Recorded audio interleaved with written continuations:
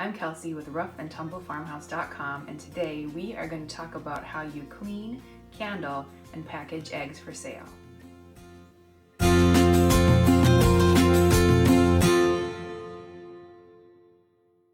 If you have even a couple of laying hens and you don't have a very big family, chances are good that you have more eggs than you can use.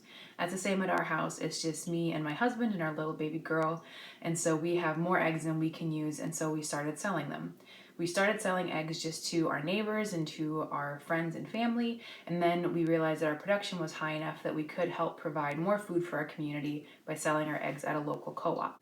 Now, if you're just planning on selling your eggs to friends and family, you might not be too worried about going through all the right motions of cleaning, candling, and packaging, though really you still should probably at least be cleaning and candling, and then your packaging maybe you can be a little looser on if you're just giving eggs to your family or your friends. But if you are selling your eggs, you really should be following the USDA guidelines and whatever guidelines your state has. So we live in Minnesota. They have a whole packet of information that you can look through that explains to you how you need to clean, grade, candle, package, everything you need to know about how you are required to handle your eggs to sell them to restaurants, to co-ops, to other people, so that you do so in a safe manner. So let's take a look at our eggs that we have today, and I will show you what we do to clean them and what we do to candle them and what we do to package them. So the first thing we have to do is we have to get our eggs clean. One thing you want to make sure you do in terms of having good clean eggs is start with a clean environment. Try and make sure you are refreshing the bedding in your chickens' nest boxes. If it's going to be a really rainy, mucky day and you have a decent sized coop, maybe just keep your chickens in for the day to try and keep mud and muck from getting on your eggs. Regardless, you are going to have some eggs that are going to be losses, and those ones you can just keep for yourself or throw into the pig bucket. But you definitely can clean up some eggs using some basic tools. Now, if you're a home egg producer like I am, you aren't allowed, at least in Minnesota, again, check your own state, you're not allowed to use water to clean the eggs. This is because water not only takes off that protective layer, but can soak into the egg, and water is a big carrier of bacteria. One of the things that you can use to clean your eggs is sandpaper. This is the primary thing we use when cleaning our eggs. I get these just in big packs, these big sheets, and I will show you how I use it to clean the eggs. You can also use paper towel. I give all my eggs just a little wipe down. We'll go over that in just a minute. I'm already getting ahead of myself. So let's get some eggs and I'll show you how we clean them. Now, I typically like to clean our eggs over the sink, but for the sake of this demonstration, I'm going to be cleaning them just on the counter so we have a little more space and can get some better images. So here we have an egg. I can tell just by looking at it, it's not very dirty, really not dirty at all. It doesn't have any cracks that I can see. I pretty much standard with all my eggs, just kind of take them and wipe them down a little bit with a paper towel. And I'm going to set that egg over here in our carton, and I'm going to candle that one later. So here, another egg. This one looks pretty decent.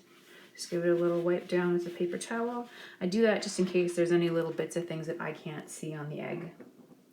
So here we have an egg. This one does have a little bit of dirt on it. Otherwise, it looks really good. So all I'm going to do is I'm going to take my sandpaper. I like to use a 220 grit. It's a really fine grit. Shout out to 3M, good old Minnesota company.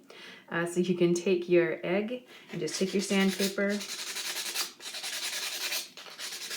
and you're just going to kind of slough off that little bit of dirt. And really, if it takes much more effort than that to get whatever dirt is on the egg off, then it probably is an egg that's too dirty for sale, to be honest. As much as that's a bummer, if you really have to sit and scrub that egg for a long time, it's probably not one you want to be selling. There's one more little speck here that I'm just going to clean off. There we go. So I'm going to go ahead and fill this carton, and then I will show you how we candle our eggs.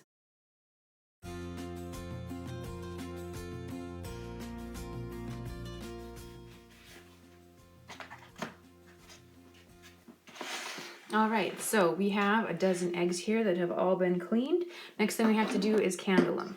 So for candling our eggs, we got this little egg candler, I think on Amazon. It's called the Magic Fly Egg Candler.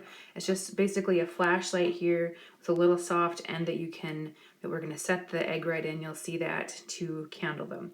You can make your own egg candler, but these things really are not that expensive and they're pretty handy to have. So I recommend just picking up one of these if you're going to be candling quite a few eggs. So to candle an egg, you very simply pick up your egg, Put it on there and shine a light through. Now you can see how the whole egg is illuminated, and I will just twist the egg around, and I am looking here for any cracks, any kind of weirdness. I like to twist it a little quickly so you can see if there's any blood spots in there, they'll kind of show up. So this egg is perfectly good, ready to go. And so I will just go all the way down the line, and I will candle all the eggs and look through them to see if there is anything, like I said, any cracks or really imperfections that would make it not safe for consumption. So again, checking this one, looks pretty good, nothing wrong there. So I'm gonna go through and real quick candle the rest of them.